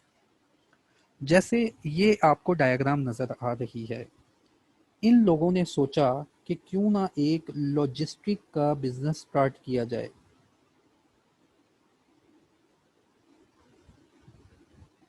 इस बिजनेस को करने के लिए ह्यूज अमाउंट चाहिए। इन लोगों ने सोचा कि इतनी बड़ी अमाउंट से बिजनेस करेंगे तो जाहिर बात है ज्यादा बड़ा बिजनेस होगा तो लाइबिलिटी भी ज्यादा होगी ना। तो उस लाइबिलिटी को रिड्यूस करने के लिए और बिजनेस अच्छा करने के लिए इन लोगों ने क्या किया, कंपनी बनाने का सोच लिया। अभी मेरी बातों को गौर से सुनना है, सारा प्रोसेस क्लियर होगा। इन लोगों ने पता क्या किया, इन लोगों ने एससीसीपी से ये दो फॉर्म्स लिए और फिल किए। इन दो फॉर्म में मौजूद है memorandum of association and article of association. Memorandum of association completely defined each class, इसकी क्लास का मतलब एक एक लाइन इसकी कंपनी एक्ट में डिटेल में बयान की गई है कि उसको कैसे लिखना है। आर्टिकल ऑफ एसोसिएशन भी कंपनी एक्ट में मौजूद हैं। प्राइवेट कंपनी का article of association, public company का आर्टिकल ऑफ एसोसिएशन, ये दोनों मौजूद हैं। ये दोनों लीगल डॉक्यूमेंट हैं। इन लोगों ने, बात सुनना मेरी, इन लोगों ने ये मेमोरेंडम ऑफ एसोसिएशन फिल किया। लेट्स सपोज इन्होंने पब्लिक कंपनी बनानी है और आर्टिकल ऑफ एसोसिएशन डाउनलोड किया, प्रिंट किया, साइन कर लिए और अपने अदर डॉक्यूमेंट्स के साथ, अभी नहीं पूछना वो डॉक्यूमेंट क्या थे सर, अदर डॉक्यूमेंट्स के साथ, क्योंकि इन डॉक्यूमेंट की सारी डिटेल कंपनी इनकॉर्पोरेशन रूल में हमने पढ़नी है। तो इन सारे डॉक्यूमेंट्स के साथ इन्होंने ये सारे डॉक्यूमेंट सबमिट कर दिए एससीसीपी में। एससीसीपी सर है क्या? एससीसीपी एक स्टैट्यूटरी कंपनी है जो कि पार्लियामेंट के एक्ट से वजूद में आई थी और इसका फंक्शन ये है कि ये कॉर्पोरेट अफेयर्स को मैनेज कर रही है। कॉर्पोरेट का वर्ड मैंने बोल दिया कि ये इसके जो कंपनीज एक्ट में जितनी भी कंपनी आती हैं, जितनी भी फॉरेन कंपनी आती हैं, ये उनको मैनेज कर रहा है।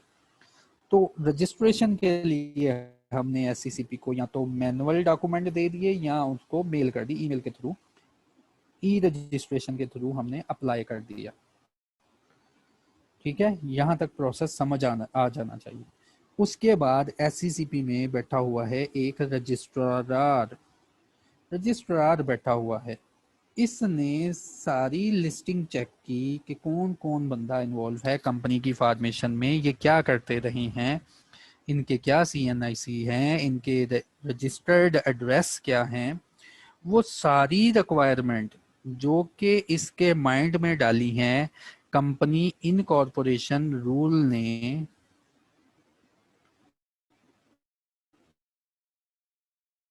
वो सारी चेकलिस्ट इसने चेक की। टन सा ठप्पा लगा देता है एक पेज के ऊपर और वो हैंड ओवर कर देता है इन लोगों को, जिसको बोलते हैं सर्टिफिकेट ऑफ इनकॉर्पोरेशन। जब इन लोगों को सर्टिफिकेट ऑफ इनकॉर्पोरेशन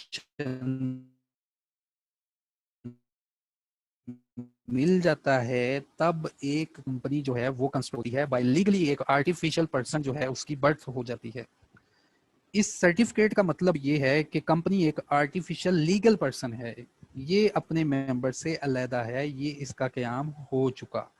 ये सारी कहानी मैंने आपको बताई इनकॉर्पोरेशन की, इसके ऊपर डिटेल में प्रोविजंस मौजूद हैं। मैं अभी आपको इनकॉर्पोरेशन नहीं पढ़ाऊंगा, ठीक है, मैं अभी आपको कहीं और किसी और एरिया की तरफ लेके जाना चाहता हूँ। इनकॉर्पोरेशन इसका स्क्रीनशॉट बना ले। इसके ऊपर टोटल जो है सेक्शन नंबर, ये बात स्टार्ट हो जाती है 10 से लेकर सेक्शन नंबर, कंपनीज एक्ट के जो सेक्शन है ऑफ अबाउट 39 ये कवर होते हैं इस कहानी में। अभी वो सेक्शन क्या है मैंने इनको अभी स्टार्ट नहीं करना, लेकिन आपको अंडरस्टैंडिंग होनी चाहिए कि एक कंपनी कैसे बनती है। ठीक है, इसकी अंडरस्टैंडिंग होनी चाहिए, ये अंडरस्टैंडिंग लाजमी होनी चाहिए, क्योंकि मैंने अपना एक major most important topic start करना है। कंपनी का क्याम होने के बाद इन लोगों ने क्या किया, जैसा कि मैंने बताया ये एक पब्लिक कंपनी रजिस्टर हुई है।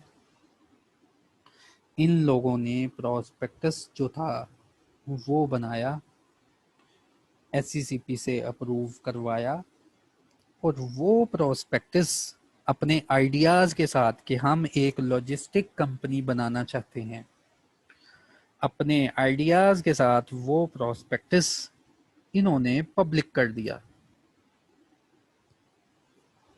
ठीक है, इन्होंने मेड अवेलेबल फॉर पब्लिक कर दिया। और याद रखना है प्रोस्पेक्टस में शेयर एप्लीकेशन मौजूद होती है कि आए हमारा प्रोस्पेक्टस जो है इसमें शेयर एप्लीकेशन लगी है, इसको फिल करें, और जो बैंक बताया होगा उसमें पैसों के साथ ये शेयर एप्लीकेशन जितने आपने शेयर सब्सक्राइब करने हैं उसके साथ उतने पैसे जमा करवा दें। ठीक है, यहाँ तक भी कहानी क्लियर होनी चाहिए। शेयर एप्लीकेशन, प्रोस्पेक्टस और किन लोगों ने इशू किया और पब्लिक को इशू हुआ। अब सारी पब्लिक तो है, सारी पब्लिक मौजूद है, सारे बंदे तो इंटरेस्टेड नहीं होंगे, सिर्फ और सिर्फ वो बंदे इसको सब्सक्राइब कर लेते हैं जो कि इंटरेस्टेड होंगे। ठीक है, वो लोग इसको सब्सक्राइब कर लेंगे जो कि इंटरेस्टेड होंगे, पैसे जमा करवा देंगे और इस तरह कंपनी के पास इन्वेस्टमेंट इकट्ठी हो जाएगी। इसके बाद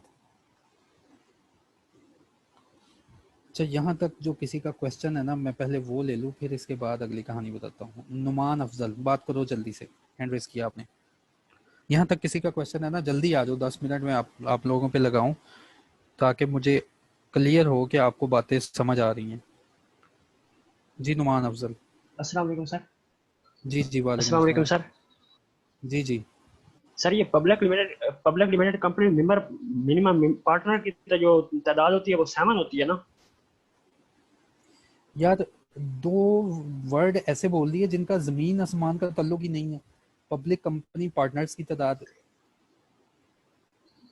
सर पब्लिक लिमिटेड कंपनी जो होती है उसमें पार्टनर की तादाद 7 होती है, ये मैंने सर कहीं पढ़ा था, मिनिमम पार्टनर यार की तादाद। आपने ना यही मैं कहता हूँ कि आपने जो पढ़ा हुआ है ना उसको छोड़ दो। वो मिनिमम पार्टनर नहीं थे, पार्टनर तो कंपनी में होता ही नहीं, कंसेप्ट तो नाम ही नहीं होता पार्टनर का। आपने कहीं किताबों में ये पढ़ा था, मैं बता देता हूँ आपको, पब्लिक लिस्टेड कंपनी में मेंबर्स की तादाद, डायरेक्टर्स की तादाद एटलीस्ट 7 होगी। ये आपने पढ़ा था मेरे भाई, जिसको आप मिस कैरी करके यहाँ पे ले आए हैं। कंपनी में तो पार्टनर, यार खुदा का खौफ करो, मैंने पहले दिन के लेक्चर में ये क्लियर करवाया था कि हमने पार्टनरशिप की बात नहीं करनी, यहाँ पार्टनर का चक्कर नहीं है। सुफियान, जी सर। सुफियान बात करेगा।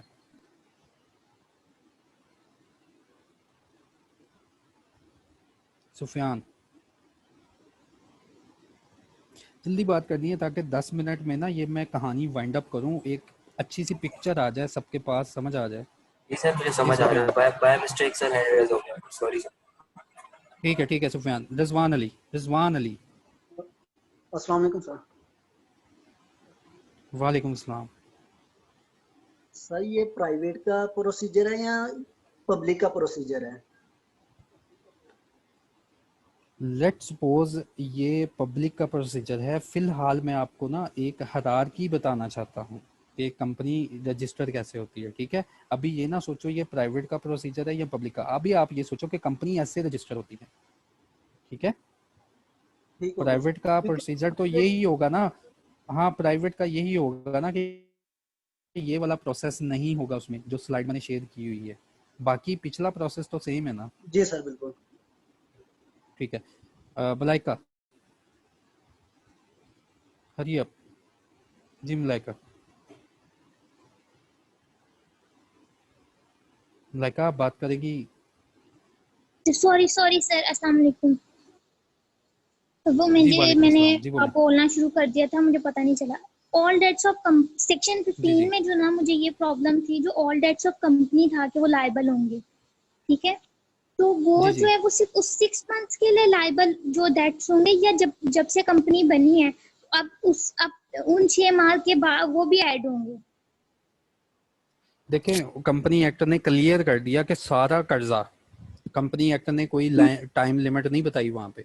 सारा कर्जा जो ठीक भी हो गया। देना हुआ, 1 रुपया देना हुआ चाहे 1 करोड़ देना हुआ, सारा हम्म, कर्जा उसने कह दिया ठीक हो आप गया पे आ जाएगा, ठीक है। जी। और मोहम्मद ये जो वजाहत, दूसरा जी जी बोलें बोलें। दूसरा ये जो सूद वाला था कि उनके ऊपर केस भी हो सकता है, वो वाला पोर्शन समझा दीजिएगा प्लीज। अच्छा, उसमें मैं अभी बता देता हूँ। उसमें ये बताया था कि हम्म, किसी एक मेंबर के ऊपर भी केस हो सकता है, ठीक हो गया। ठीक है। जो हम्म, क्रेडिटर हैं, किसी कोई एक मेंबर उनकी हम्म, नजर में आ गया ना, तो उसके ऊपर भी केस हो सकता है, या इकट्ठों को जी के ऊपर भी केस हो सकता है, ठीक है। वो ठीक कहता हो है गया कि केस जो जी। है ना, आपको ये इंतजार नहीं करेंगे कि दूसरे मेंबर भी इकट्ठे कर लें। कहता जो भी हम्म, नजर आया उसके ऊपर केस हो गया तो फाइनल, ठीक हो गया। ठीक है, थैंक यू सो मच ठीक सर। है। वजाहत, जी ओके वजाहत। जी सर, मुझे एक छोटी सी प्रॉब्लम है। आप जब बोलते हैं ना तो आपकी 2 सेकंड आवाज आती है, 3 सेकंड फिर चली जाती है। मेरे ख्याल से ये सब स्टूडेंट के साथ इशू है, ग्रुप में वजाहत, भी मैसेज आ रहे हैं। अच्छा 1 मिनट एडमन का रिस्पॉन्स ले लेते हैं। सर आप बोलें जरा, मेरी वॉइस में कोई मसला है, कोई डिस्टॉर्शन है या कोई वेरिएशन है? एडमन से मैं रिक्वेस्ट करूंगा, वो बोलेंगे।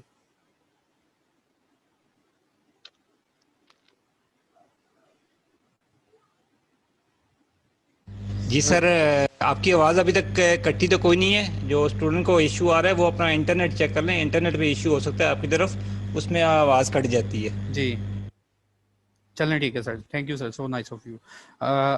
उस्मान बात करेंगे। उस्मान जल्दी हरी अब कंक्लूड करना है ताकि मैं ये एक अच्छी सी एक समरी बना लूँ, जो कंपनी में हायरार्की है और कंपनी की जो फॉर्मेशन है उसको क्लियर कर दूँ। अस्सलाम वालेकुम सर। जी उस्मान, वालेकुम अस्सलाम। कि ये सर जी जी जब ये जो मेंबर्स रजिस्टर होने जाएंगे एसएसीबी के पास, ये एमओए और एओए जो ये जमा हाँ जी करवाएंगे, उस टाइम अपने एसेट्स भी जी शो जी करवाएंगे कि हमारे पास इतना बैंक स्टेटमेंट है, ये बिल्डिंग है और ये हमारे देखें देखें है। देखें देखें उस्मान उस्मान उस्मान उस्मान, अभी ये बातें अपने पास रखें। मैंने कहा कि वो सारी बातें हमने पढ़नी हैं। अभी ये सोचो कैसे, जैसे मैंने आपसे नहीं पूछा कि उस्मान तुमने आईसीएमए में रजिस्ट्रेशन कैसे ली, अब तुम मुझे बताना शुरू कर दो सर मैंने पहले बीकॉम पास किया, मैं उसकी डिग्री उठाई, मैं बाइक पे बैठा, मैंने वहां पे जाके प्रूफ दिया मैंने बीकॉम किया, ठीक है। ये सारे प्रोसीजर अपनी जगह मौजूद हैं, लेकिन मैंने कहा उस्मान के इन बंदों ने एमओए साइन किया, रजिस्टर करवा लिया, बस ठीक है। वो डॉक्यूमेंट्स हैं क्या, वो डॉक्यूमेंट्स की रिक्वायरमेंट है क्या उस्मान, अभी पढ़ना है। लेकिन जब जो एरिया मैंने स्टार्ट करना है ना, उसके लिए मुझे इतनी अंडरस्टैंडिंग उस्मान चाहिए कि इन लोगों ने कंपनी कैसे रजिस्टर करवाई, बस। Thank you sir. Farhan Iqbal बात करेंगे। सर जो मेंबर्स रिड्यूस होने की सूरत में लाइबिलिटी थी, वो जो आपने स्लाइड शो की थी उसमें लिखा हुआ था कि कॉन्ट्रैक्टेड ड्यूरिंग दैट पीरियड। तो अभी मिस जो थी एक मलाइका, मिनट उनका क्वेश्चन था। अच्छा 1 मिनट सर, मैं वो ना दोबारा पढ़ लूँ। सॉरी सॉरी अगर मैंने जी प्लीज। मिसगाइड किया हो, मैं उसको दोबारा दोबारा जो है निकाल देते हैं अभी। जी सॉरी फॉर प्लीज। दैट। मैं जो है ना जोशे खदाबत में लगता है मैंने जो है ना गलत बता दिया। Every person who is the member of company during the time that it so carries on business after those 6 month। हाँ जी, contracted during that time। Sorry, ये मलाइका ने पूछा था कि सारे डेट के ऊपर, सॉरी ये मैंने लाइन स्किप कर दी थी, कि सिर्फ और सिर्फ वो उस कर्जे के लिए वो लायबल होंगे जो कि 6 मंथ के बाद जो है, आफ्टर दो 6 मंथ के बाद अगर कोई इन्होंने लाइबिलिटी कंपनी पे अराइज की है कंपनी को कैरी ऑन करने के लिए, तो आफ्टर दो 6 मंथ, सॉरी मैं अपने अल्फाज वापस लेता हूँ, तो आफ्टर दो 6 मंथ अगर इस कंपनी के ऊपर कोई लाइबिलिटी अराइज होगी तो ये बंदे जो भी मौजूद थे इस कंपनी में वो लायबल होंगे। थैंक यू फरहान इकबाल साहब।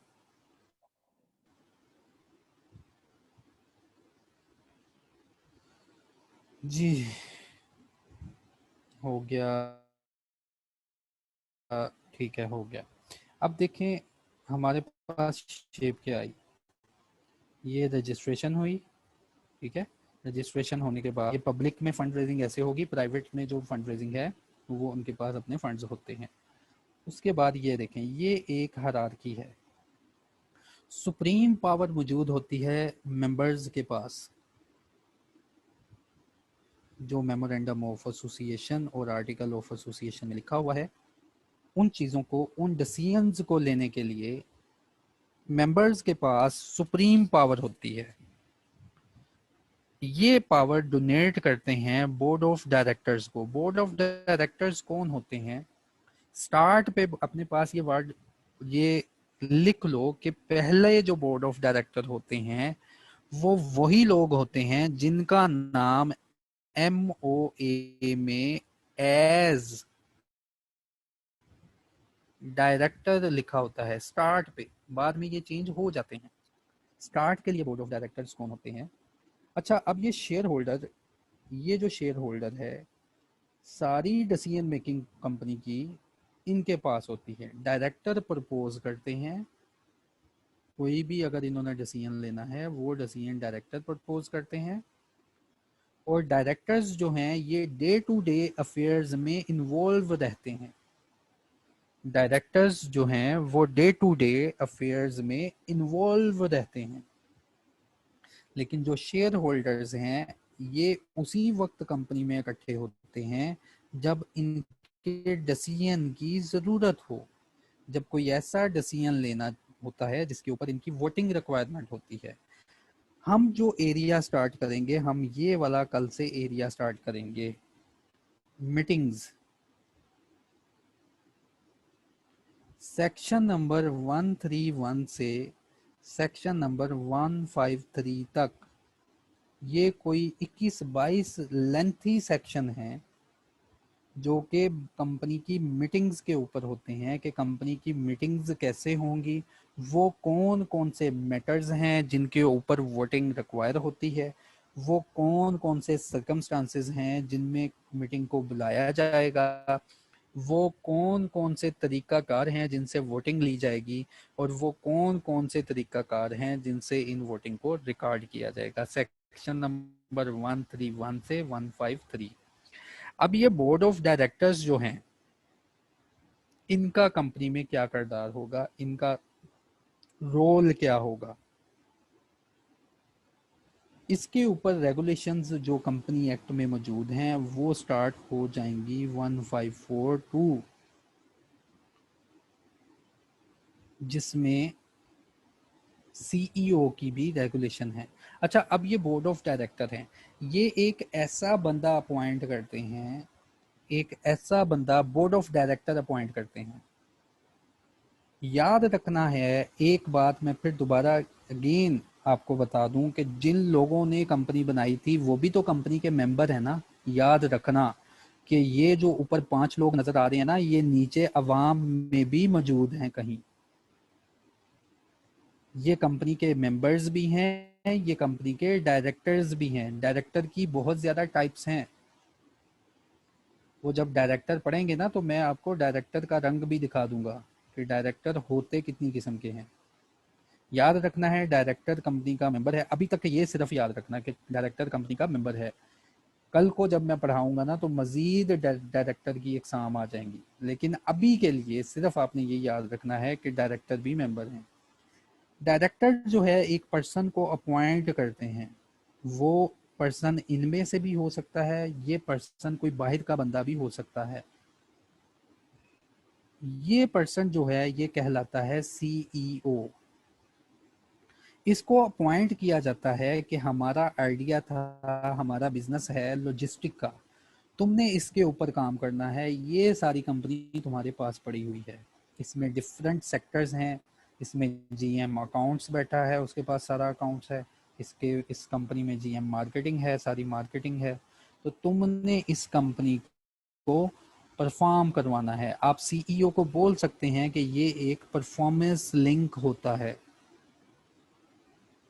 कंपनी के दरमियान और बोर्ड ऑफ डायरेक्टर्स के दरमियान। डायरेक्टर्स और सीईओ के ऊपर हमने सेक्शन जो पढ़ने हैं वो 154 से लेकर 203 ये पढ़ने हैं, और इसके बाद मैं आपको करवाऊंगा कोड ऑफ कॉर्पोरेट गवर्नेंस। ठीक है, तो कल इंशाल्लाह हम स्टार्ट करेंगे बिल्कुल सेक्शन नंबर 131 से ऑनवर्ड, और आप लोगों को पता चल जाएगा कि एक कंपनी में हो क्या रहा है। ये सारी प्रैक्टिकल बातें हैं, इसका मैं साथ साथ आपको प्रूफ भी दूंगा कि यार ये देखो, ये एक बैंक में मीटिंग हुई थी तो उन्होंने कैसे कॉल की। फिर आपको टास्क भी दिया जाएगा कि आप भी ऐसा कोई नोटिस बना के मुझे दें। ठीक है, अब यहाँ तक किसी का कोई क्वेश्चन है वो मुझसे पूछें, तो कल इंशाल्लाह हम अपनी जो है लीगल प्रैक्टिस और लीगल जो हमारा सिलेबस है उसको स्टार्ट कर देंगे, और स्टार्ट मैंने मीटिंग से करना है। अब क्वेश्चन वाले सब लोग सामने आ जाएं क्योंकि 10 मिनट पड़े हैं। उमैर शेख,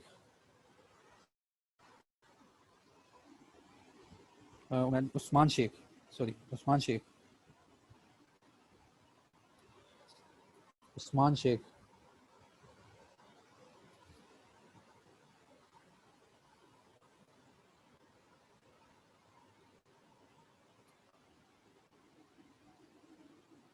मुबशर, मुबशर, वालेकुम सर, आवाज़ आ रही है? वालेकुम, जी जी मुबशर। सर ये पूछना था कि जैसे आपने कहा कि डायरेक्टर, सर ये नीचे जो पिक्चर बनी हुई है आवाम की, सर ये शेयर होल्डर्स हैं? हाँ जी, ये शेयर होल्डर्स हैं।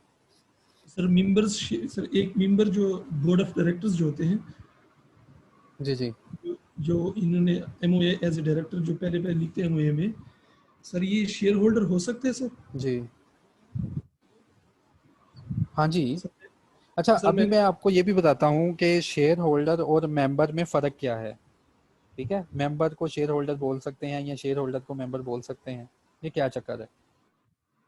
असल में सर वो अभी ये कुछ अर्सा पहले सीनियर ऑडिटर की तैयारी कर रहा था, तो उसमें लिखा हुआ था सर कि डायरेक्टर जो है वो शेयर होल्डर नहीं हो सकता, क्योंकि वो उनमें वो देखें, डायरेक्टर की ना टाइप्स हैं। ठीक है, जी जी अभी के लिए मैंने कहा कि डायरेक्टर जो है ना, अभी यही सोच लो, क्योंकि इन्होंने कंपनी बनाई ना, तो इनके लिए रिक्वायरमेंट भी होती है कि ये भी शेयर सब्सक्राइब करें। तो अभी के लिए मैंने कहा कि ये जो डायरेक्टर्स हैं ना, ये कंपनी के शेयर होल्डर हैं। शेयर होल्डर हैं तो ये कंपनी के मेंबर भी हैं।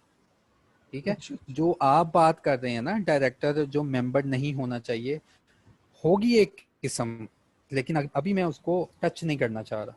वो डायरेक्टर्स की टाइप की तरफ मैं शुरू हो जाऊंगा फिर, लेकिन मैं अपना फोकस स्टार्ट करना चाहता हूँ मीटिंग से। मीटिंग से शुरू होंगे ना, ये सारी हायरार्की हमें पता चल जाएगी कि ये चक्कर क्या है, प्रोसेस क्या होता है। ये डायरेक्टर इसलिए इन्वॉल्व करते हैं कि वो जो मिनिमम रिक्वायरमेंट होती है कि इतने शेयर होल्डर्स होने चाहिए, तो उसमें वो फुलफिल करने के लिए डायरेक्टर्स ये भी शेयर खरीद लेते हैं। हेलो, देखें, हेलो, आवाज़ आ रही है? जी जी। मैंने कहा ये बातें बात की हैं कि डायरेक्टर मेंबर होगा या नहीं होगा, वो शेयर कैसे सब्सक्राइब करेगा, वो क्या चक्कर हैं उनके, जी सर, तो ठीक है सर। ये बातें बात की हैं। ठीक है,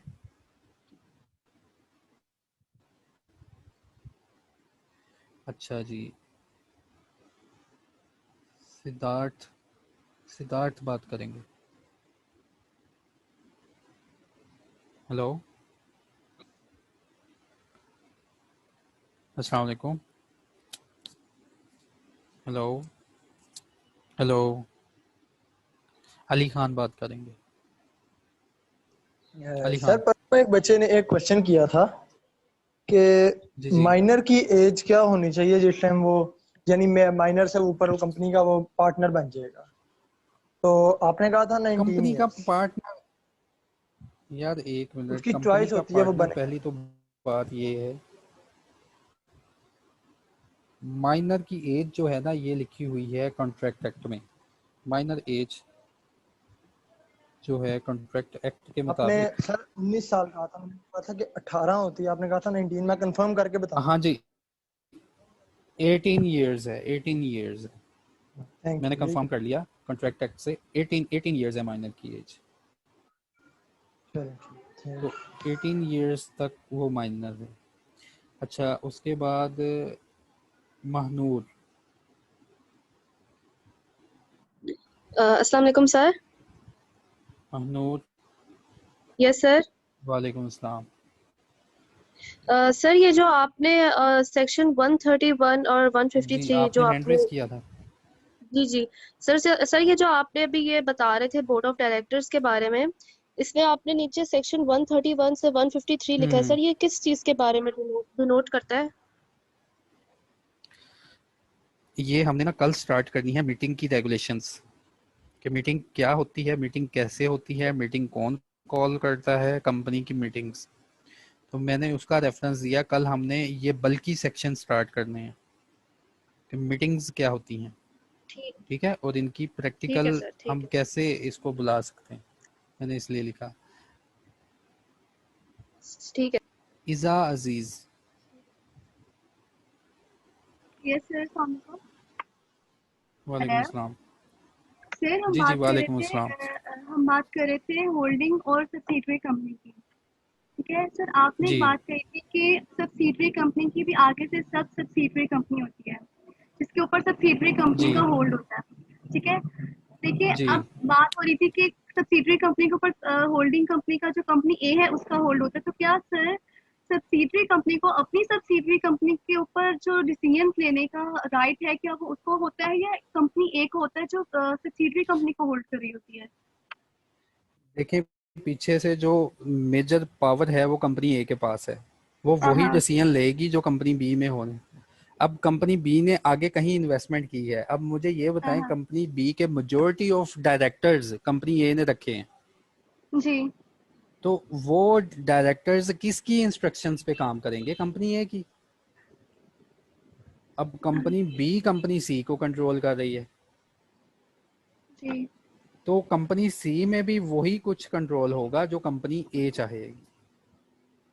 मतलब जो भी डिसीजंस होंगे वो एट द वंस मतलब कंपनी ए ही लेगी। कंपनी ए उन डिसीजंस को इन्फ्लुएंस कर सकती है, अपने जो वो डिसीजन लेने होंगे उनको अप्रूव करवा सकती है, ठीक है। जी थैंक यू सर। ओके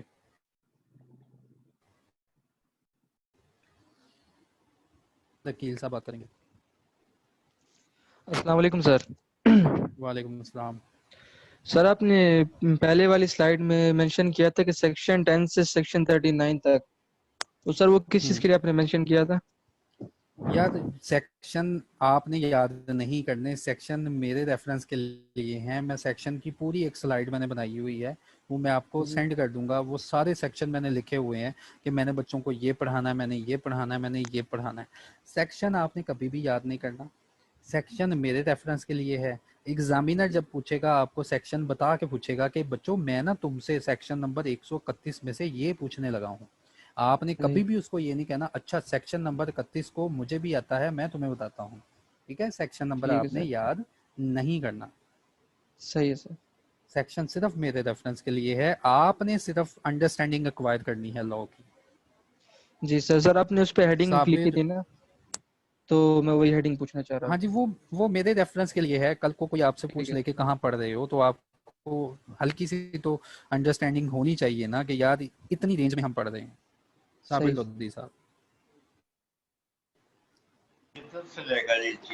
अस्सलाम सर। वालेकुम सलाम। हेलो। सर मैंने पूछना था जी वालेकुम लिमिटेड अस्सलाम। By share, sir limited by share company में अगर शेयर वैल्यू की प्राइस फुल पेड हो तो वाइंड अप पे लायबिलिटी होती है? नहीं, कोई नहीं होगी। ठीक हो गया सर, बस डेफिनेशन में यही लिखा हुआ क्वेश्चन था, डेफिनेशन में लिखा था इफ एनी अनपेड, कि अगर कोई अनपेड रह गई तो लायबिलिटी है। ठीक है, ठीक हो गया सर, थैंक यू। वास्ती साहब बात करेंगे, सबूर वास्ती साहब।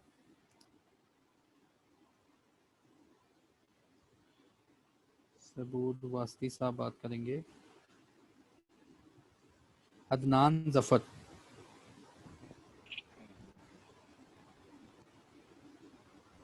अदनान जफर की वॉइस क्लियर नहीं।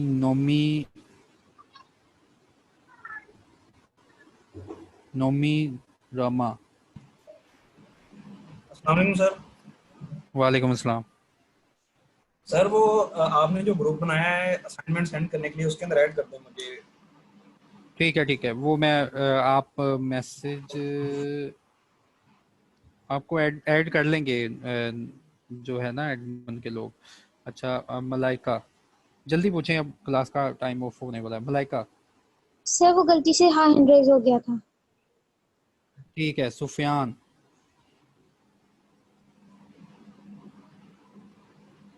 सुफियान। जी सर, अस्सलाम वालेकुम। वालेकुम अस्सलाम। सर ये आपने पब्लिक सेक्टर कंपनियां बताया था कि, तो उसमें स्लाइड में लिखा हुआ है कि इनडायरेक्टली और डायरेक्टली कंट्रोल्ड बाय गवर्नमेंट, तो मैं उसके बारे में पूछना चाह रहा था कि इसका क्या मतलब है? उसमें यही है कि जैसे डायरेक्टली या इनडायरेक्टली, जैसे अभी मुझसे किसी ने क्वेश्चन पूछा था ना, कंपनी ए है, कंपनी जो है बी है, और बी आगे कंपनी सी है, तो कंपनी का जो इनडायरेक्ट कंट्रोल होता है सी पे, वो ऐसे होता है। ठीक है, पर पब्लिक सेक्टर डायरेक्टली कंपनी खुद बनाने के लिए तो सर 51% चाहिए, तो वो तो डायरेक्ट कंट्रोल होगा ना उसके पास। 51% ले लिया उसका तो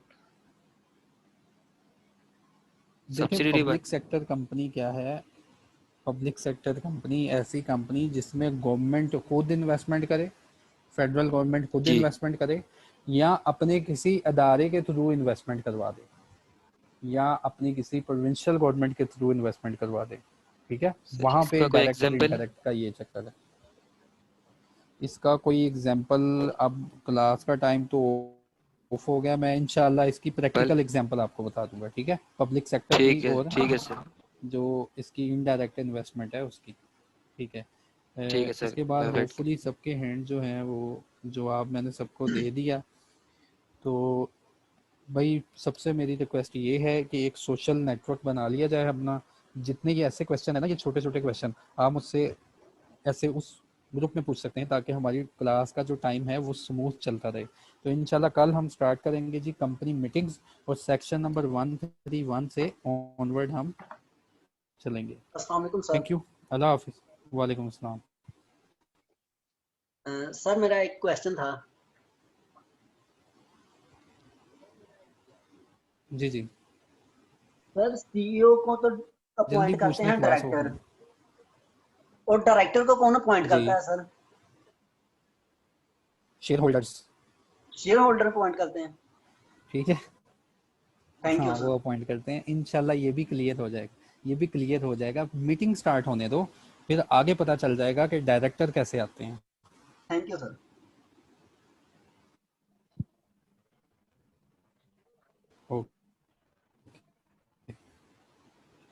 चलें जी, इंशाल्लाह हम कल इंशाल्लाह कंटिन्यू करेंगे। अपना ख्याल रखिएगा। ये क्लास में जो है रेफ़र करता हूँ हमारे एडमिन को। ओके, अल्लाह हाफिज़।